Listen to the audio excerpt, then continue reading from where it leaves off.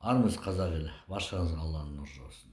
Мына заманына қарап, әр заманның тарихын жақсы білсең, онда еш уақытта шатаспайсың, еш уақытта ешқандай мемлекет құламайды. Мемлекет қай кезде құлайды? Тарихшылар өтірік жазған кезде, және шындықты айта алмаған кезде мемлекет құлайды. Кезінде тарих біздің Москваға арналып жазылды да, тарих жойылды. Қытай өзіне арнап жазды, қай ұлт өзіне арнап тарих жазды. Бірақ өтіріктің арты бір тұтам деген уақыты келген кезде бәрі болмай жатыр. Енді өтіріктерін жауып отырып қайтадан жеңіске жетем деп, кешегі шығыс Түркістан, Қытай, Пекин, мына жағымыз Түркістан, екі алып мемлекет, екі Европа мен Азияның азаматтары, түркілер мен басқа ұлттардың азаматтары екі жерде, бірақ бір Түркістанның даласында кездесті, бір Ясин даласында кездесті, екі жақта. Бірақ ешқайсысы түсінбейді бұны. Маған бір кішкене ақылсызсың дер мүмкін. Бірақ шығыс Түркістанның көне аты Ханбалық. Енді қараңыз, Ханбалық деген сөз хандықтың басы деген сөз. Ол қазақтардың жері, қазақтың астанасы. Одан кейін хан тәңірі. Ол да қазақтың ұлы тәңір жолы, құдайға табыну жолы, құдайсыздық жолы емес. Және одан кейін хан тауы. Ол да хандықтың көтерген жері. Соның ең соңы балық.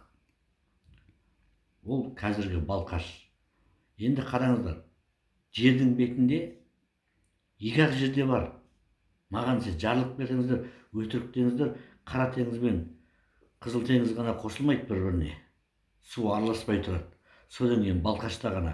Балқашқа құятын жеті өзеннің жетеуі де Пресневада ішетін су. Бірақ Балқашқа барып құйылғанда жартысы тұзды су, жартысы тұщы су болады. Бір-бірімен араласпайды. Бұл әлемде екі-ақ қана құдіретті. Сондықтан естеріңізде болсын, Құдай бәрін серік қылып жаратқан. Әйел жаратса еркек, жылқы жаратса бие, жаратса айғыр, болса егіз жаратқан. Бұл қайта айналып екінші келген егіздіктің түптік нұсқасы. Сондықтан бірінші балық деген Құранды білген азаматтардың бәрі Құранның ішіндегі бүткіл оқиғаны білетіндер. Бірінші балық, содан кейін Ханбалық, осы екі ортадан бастап діни орталықтар басталады. Сенбесеңіздер, ең бірінші көкке табыну, ырым бәрі Ханбалық пен Балық қаласының ортасында болған. Содан бастап, одан кейін буддизм, одан кейін христианство, одан кейін ислам келді. Атақты Әлиасқар Байғұтұлы деген бар, Бесторон құлабенің басында жазған оқысын үлкен дүниелері бар. Сол жерде айтады, ең бірінші ізбөрі келген жерге дейді. Одан кейін бар төрттің келді, бірақ соңында қайтадан ізбөрі келеді. Себебі адамдар мал болып кетеді деген. Мал болып кеткен дегені ағайынға үйленіп, ит болып, жартысы кемтар болып кетеді, және қарғыс алып кетеді. Осы кезде қайтадан ізбөрі жол бастайды. Қайтадан генетикалық өзгеріс болады. Неге десеңізін, қазір бүткіл әлем хайуанға кетіп қалды. Хайуандыққа. Тек қана қазақтар еді жеті атаға жетпей үйленіп, бір-біріне жол атқызбай, жан-жағын тазалап отқан. Оның ішін келіп бұзып бастады. Демек, хайуанға келдік. Жылқы екеш, жылқы да өзінің тегіне секірмейді. Тазы деген қазақ ит бар, өзге қанға секірмейді, ол тек қана тазыға ғана секіреді, тазалықты ұстайды. Міне қазақтардың кереметтігі. Өзге жылқылар, ағылшын, басқа араб жылқылардың бәрі, олар ДНК-сы жоқ жылқылар, оны жеуге де болмайды, өйткені еті қатты, және олар өз-өзіне секіреді, үйір ұстай алмайды. Ал қазақы жабы қазанаттар, олар өзінің қанын жеті ұрпағына дейін біледі. Сондықтан біз жылқы тектес қазақ енді әлемге ақиқатты айтып, қайтадан әлем өзі қысып алып келатыр, Құдай тарыдай жерге тығам деп. Осы кезде біздің емші қыздар, емші азаматтар бәрін қазақылану керексіңдер. Және мен Ағұлдың шәкіртімін, мен Ағұлды сатқан жоқпын, мен Ағұлмен бірге болғам, және мен Ағұлдың жолында жүрдім дегендерің бас қосатын уақыт келді. Өйткені біз Қазақстанды қазақша сөйлету керекпіз. Және біздің Қазақстанға келген әр халықты қазақтың мәдениетін көрсетіп, мәдениеттің сұлтанын көрсетуіміз керек. Құдай жаратушы иеміз бізге 45-те репрессияда, одан кейін жер аударып, бүткіл әлемнің бір азаматы болса да біздің мәдениет қандай екенін қаңғытып алып келді, бәрін қырып. Сөйтіп біздің мәдениетті көрсетіп жіберді. Қай мемлекеттің түбінде болса да қазақ салттың бір мәдениеттің ұштап жүрген ұлттар жүр. Енді екінші этапы басталды. Екінші этап біз соған қайтадан білмейтін салт дәстүрді білмейтінді апару керек. Қазір мекеге емес, бәрі аруақ жолын іздеп, бүткіл әлем аруақ жолын іздеп Қазақстанға қарай ағылып жатыр. Сондықтан біз Әзірет Сұлтан Қожа Ахмет Яссауидің аруақ жолын, диваны хикметін, мен Ақұлдың шәкіртімін дегендерін оқуларың керек. Біразының рухларын түсіп қалған сол кітапты оқыңдар. Құранның тәшбірін жасаған бірден бір азамат әлемде Құранның тәшбірін жасату үшін ол кісіге бармай, басқа жақта бұрмаланбайды. Қазы Байзави деген кісіге.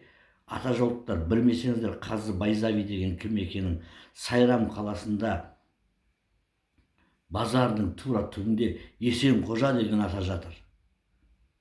Сол кісінің азан шақырып қойып, Құранды көтерген жолы Қазы Байзави деп аты. Мәңгі Халифа Алтайдың Құранның ішінде де жазып тұр.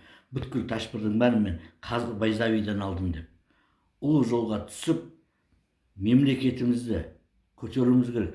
Бір-біріміздің құйрығымызды шұқитын, ертең шұқитын адам қалмай қалады. Анау бай, мынау кедей, анау жеді деп бір-бірімізді соттасып, бір-бірімізді қуалап жатқан кезде өзгеге жем боламыз. Жем болып та жатыр.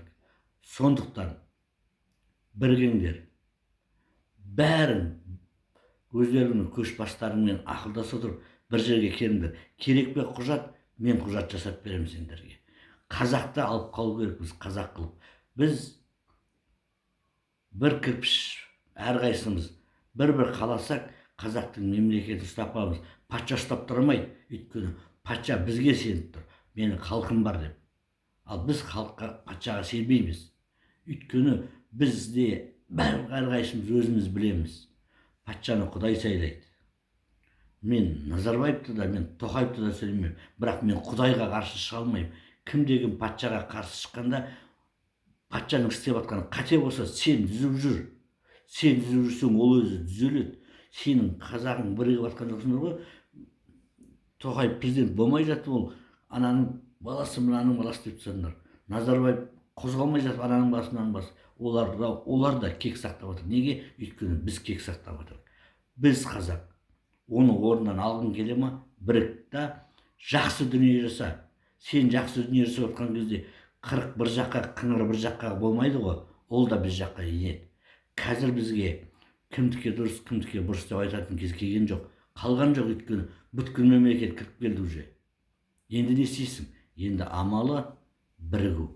Бірігу үшін басың мен аяғы бір болу керек. Кедей халық бірігіп алып ештеңе кесе алмайды. Бай халық бірігіп алып ештеңе кесе алмайды.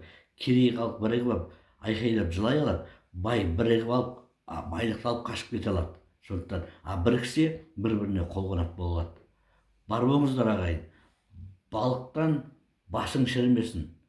Жастықтан өмірің өтіп кетпесін. Қартайдым деп артта қалғандарға күндес көрсетпе. Бәрін бірдей ойла. Сонда қазақ басы мен аяғың бір болады. Бар болыңыздар ағайын.